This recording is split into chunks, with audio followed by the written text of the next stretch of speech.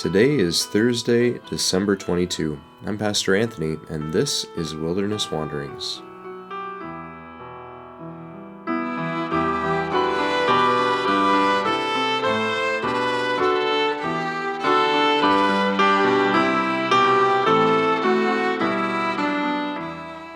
Today our text comes from Haggai 2.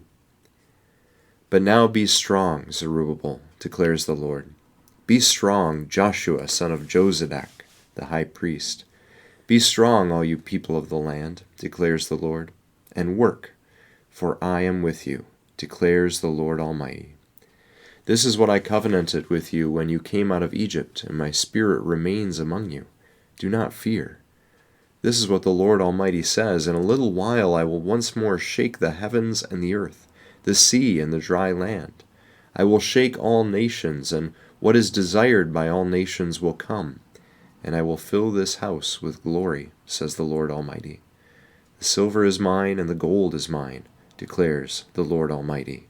The glory of this present house will be greater than the glory of the former house, says the Lord Almighty. And in this place I will grant peace, declares the Lord Almighty. That's Haggai 2, verses 4 through 9. We wonder at times, and especially in these times after lockdown, whether we really need to go to a church to worship God. And in some sense, the answer is a resounding no. God is everywhere present. God is spirit. All the universe belongs to God. So how can we be anywhere but in His presence all the time? Wherever we are, He is. We can pray by ourselves, read the Bible by ourselves, and actually we might just find that we do better on our own without all the hypocrisies of the church anyway. So what do we need a committed habit of Sunday worship in a particular place and with a particular people for? The returning exiles perhaps wondered the same. They too had been removed from their regular place and habit of worship, and for a much longer time, some 60 to 70 years.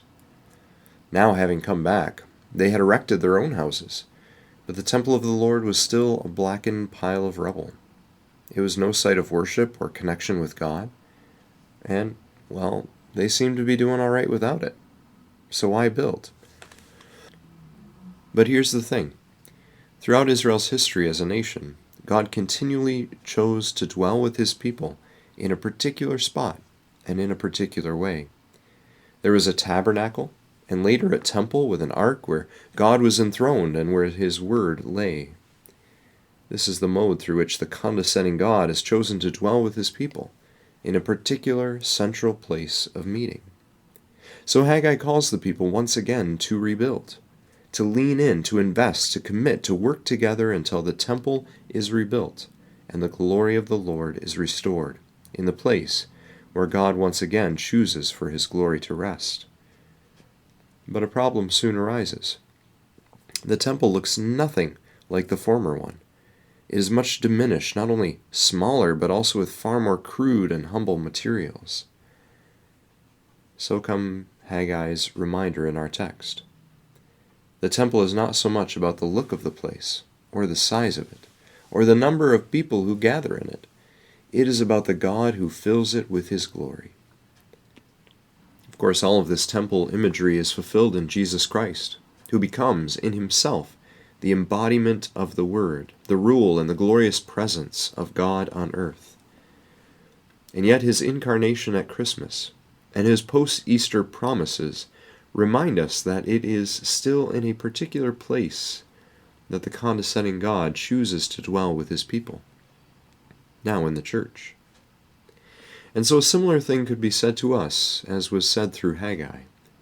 Though our church community may have changed over these last few years, no matter how things look, it remains important to lean in and commit to being present together with God's people in this place, trusting that what fills our gathering place with meaning and purpose is Jesus, who brings His glory and His peace into it. So remember, God's Spirit remains among us. Jesus is with us. There is no reason to fear. As you journey on, fill with God's blessing. May the peace of the Lord Christ go with you wherever he may send you. May he guide you through the wilderness and protect you through the storm. May he bring you home rejoicing at the wonders he has shown you. May he bring you home rejoicing once again into our doors.